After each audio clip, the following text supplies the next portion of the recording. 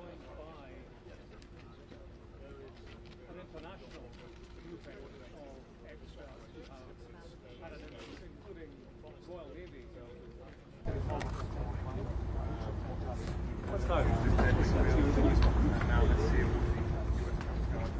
Good afternoon, everyone. Thank you for joining us today and over the past few days. This afternoon, Rear Admiral John Mauger will be providing an update on the most recent findings from ROV operations in search of the Titan submersible. He will provide a brief statement and provide the opportunity for questions after. Please limit your questions to one per outlet. Following the briefing, the Joint Information Center staff and I will be here to help you with any of your further needs. May I now please introduce Rear Admiral John Mauger.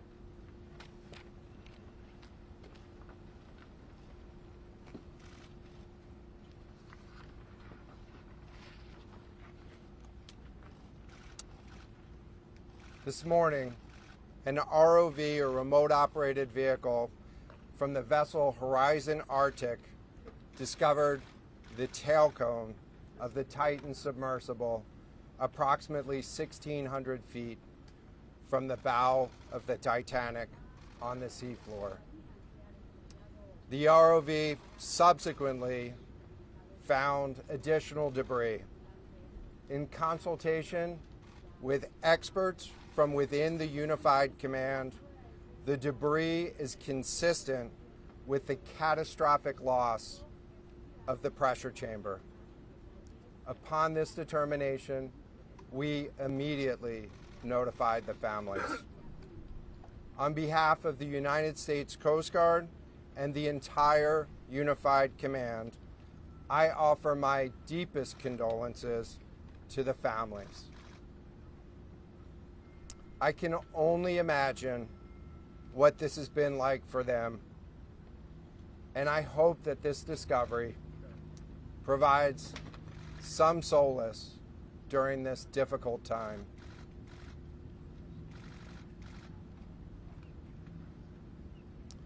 Additionally, we've been in close contact with the British and French consuls general to ensure that they are fully apprised and that their concerns are being addressed. The outpouring of support in this highly complex search operation has been robust and immensely appreciated.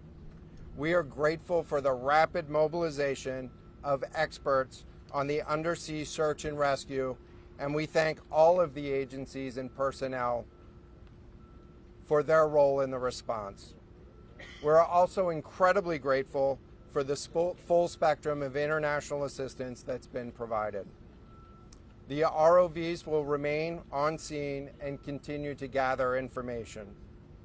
Again, our most heartfelt condolences go out to the loved ones of the crew. We'll now take questions. John, what other debris have you found? John, what other debris have you found? Can you talk about the delay in reporting the vessel missing and what impact that had on the recovery?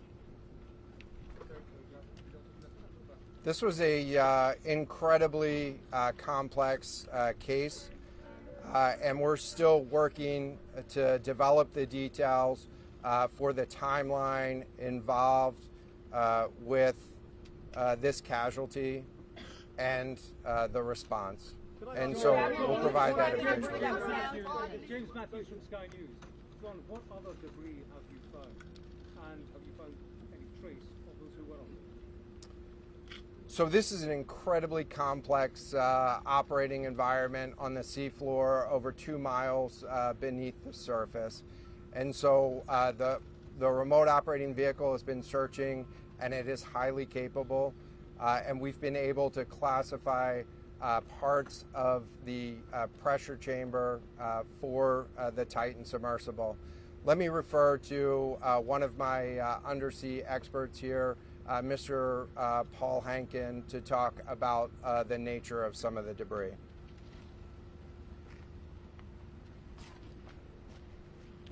Thank you, Admiral. So essentially we found 5 different major pieces of debris that told us that it was the remains of the Titan. The initial thing we found was the nose cone, which was outside of the pressure hull. We then found a large debris field. Within that large debris field, we found the front end bell of the pressure hull. That was the first indication that there was a catastrophic event. Shortly thereafter, we found a second smaller debris field. Within that debris field, we found the other end of the pressure hull, the aft end bell, which was basically comprised of the totality of that pressure vessel. We continue to map the debris field, and as the Admiral said, we will do the best we can to fully map out what's down there. Thanks, Paul. Admiral, can I may? Thank you very much. Go ahead. It's a very difficult question to ask, but it will be an important one for the families, of course. What are the prospects of recovering the bodies of the missing crew?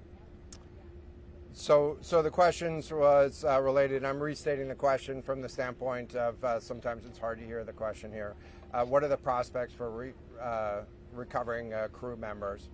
And so this is a incredibly unforgiving environment down there on the seafloor, and the debris is consistent with a catastrophic implosion of the vessel. And so we'll continue to work and continue to search the area down there, but I don't have an answer for prospects at this time. Admiral, it's Tom Costello at NBC News. Is there any suggestion? Sorry, any suggestion at all that the sub itself collided with the wreckage of Titanic, or that instead it might have imploded above the wreckage and then rained down nearby? So the question was, is there any question as to whether or not the sub collided with the Titanic or whether it imploded above and debris field created from that? So the location of the Titan submersible was in an area that was approximately 1,600 feet from the wreck of the Titanic. I have an expert here that is familiar with that area and can talk about the debris field and what the debris field indicates in terms of where the casualty may have occurred. Rear Admiral, really quickly, can you tell me when that massive fleet will be called back? Hang on a second. The expert voice is coming up to answer the question. Thank you, Admiral. So the question is, where does the wreck lie in relation to the Titanic? I didn't hear the Admiral's answer. I think 1,600 feet. Was that correct, Admiral? Yep, you got it. So that's off the bow of Titanic. It's in an area where there is not any debris of Titanic. It is a smooth bottom. To my knowledge and anything I've seen, there's no Titanic wreckage in that area. And again, 200 plus meters from the bow, and consistent with the location of last communication for an implosion in the water column. And the size of the debris field is consistent with that implosion in the water column.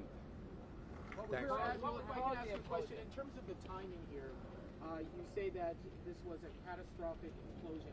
And I know it's early on, but is it your estimation that this happened right at the moment when they lost contact, an hour and 45 minutes after their descent? So the question was about the timing of the catastrophic implosion. Right now, it is too early to tell with that. We know that as we've been prosecuting this search over the course of the last 72 hours and beyond, that we've had sonar buoys in the water nearly continuously and have not detected any catastrophic events when those sonar buoys have been in the water. So, Can you describe what happens from here, sir, in the next days and weeks in terms of finding any more debris? What happens from here? So we will. The question was, what happens from here? What's the next phase? And so right now, again, our thoughts are with the families and making sure that they have an understanding as best as we can provide what happened and begin to find some closure. In terms of the large process, we're going to continue to investigate the site of the debris field. And then I know that there's also a lot of questions about how, why, and when did this happen. And so, those are questions that we will collect as much information as we can on now, while the governments are meeting and discussing, what an investigation of this nature of a casualty might look like.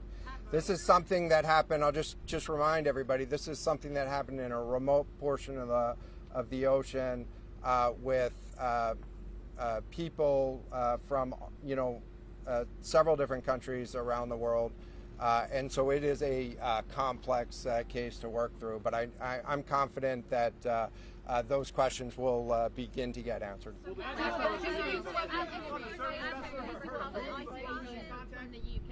there any suggestion that time factors, speed, anything could have prevented this or saved 5 people on board, or is this quite simply a catastrophic accident? The question was there any suggestion that time factors may have played a role or a consideration in the casualty here? And so the debris field is consistent with a catastrophic implosion of the vessel.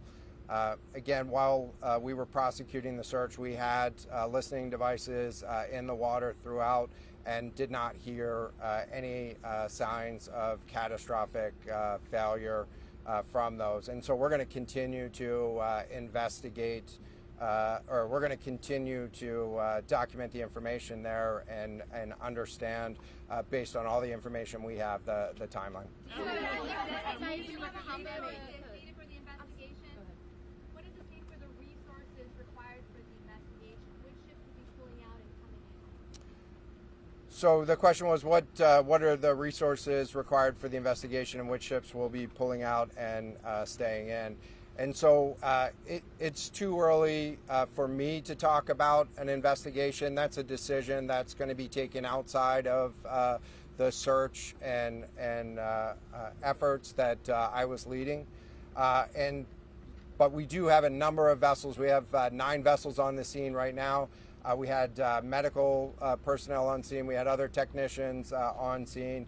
And so we will begin to demobilize personnel and vessels from the scene over the course of the next 24 hours. But we're going to continue remote operations on the sea floor, and I don't have a timeline for when we would intend to stop remote operations on the sea floor at this point. Admiral, as a result of this, do you think there should be changes in the way these are safety rated or inspected so that this won't happen again? Yeah, the question was essentially about, do you think that there should be changes in safety ratings or inspection for these standards? I know that there's a lot of questions about why, how, when this happened, and the members of the Unified Command, have those questions too, as professionals and experts that work in this environment. And this is an incredibly difficult and dangerous environment to work in out there.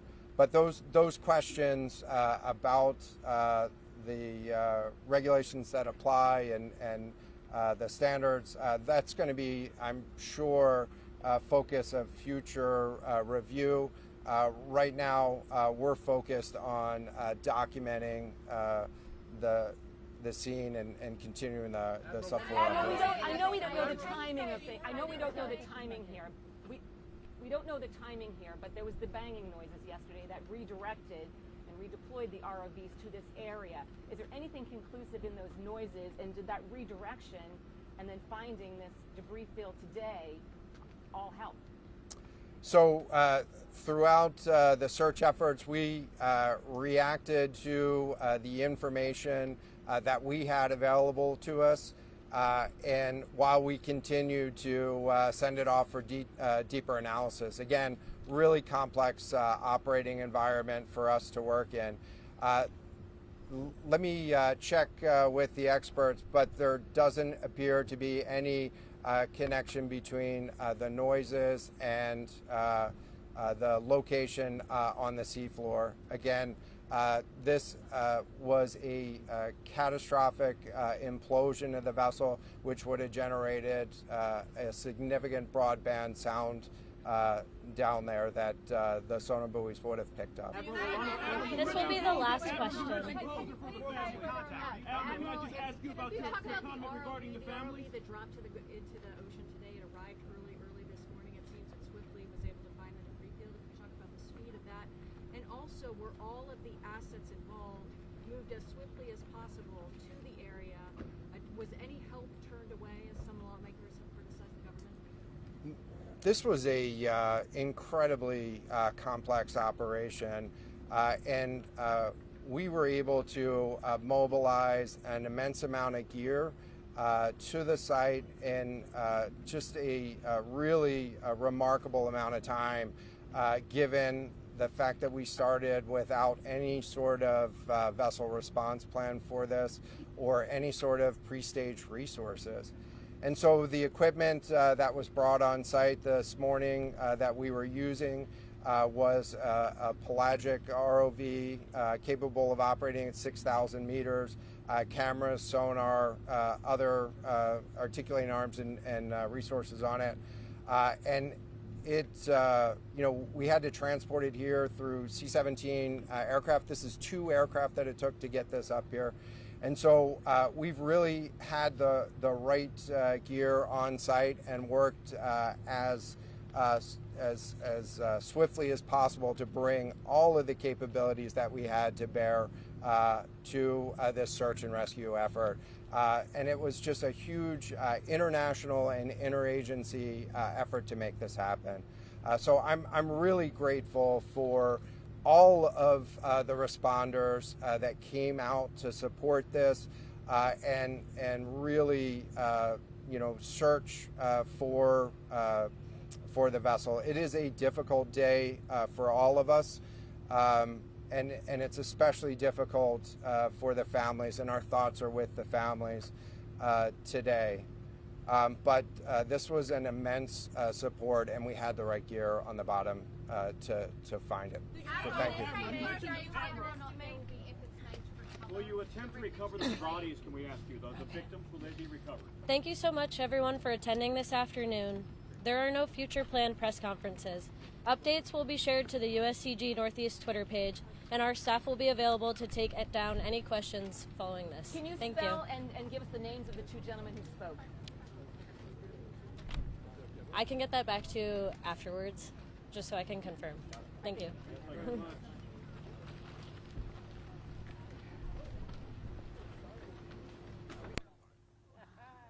Getting up or writing it? Yeah, boy, and I'm not an expert on the way he described all those pieces of the thing. I don't even understand.